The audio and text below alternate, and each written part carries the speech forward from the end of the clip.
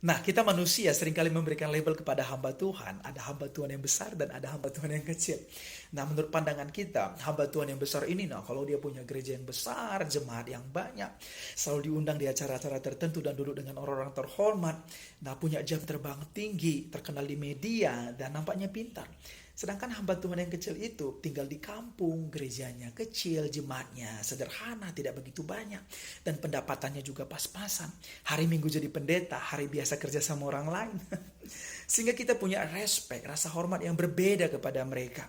Kepada hamba Tuhan yang besar itu kita kagum, ngefans. Nah, sedangkan kepada hamba Tuhan yang kecil ini, nah, saya rasa ini satu sudut pandang yang salah.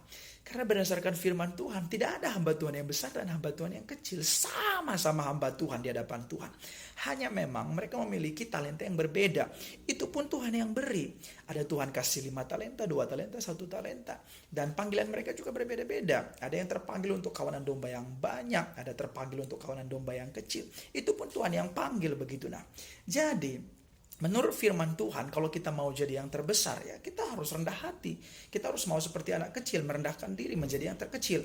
Karena siapa yang terkecil, dia akan menjadi yang terbesar di hadapan Tuhan begitu. Nah, jadi kita belajar daripada Tuhan Yesus lah. Yang terbesar itu adalah mereka yang mau seperti Tuhan Yesus. Lihat Tuhan Yesus, dia membasuh kaki murid-muridnya. Dan dia berkata, aku datang bukan untuk dilayani, tapi untuk melayani. Ada satu ayat bilang begini, dia memiliki kesetaraan dengan Allah, tapi dia tidak mempertahankannya.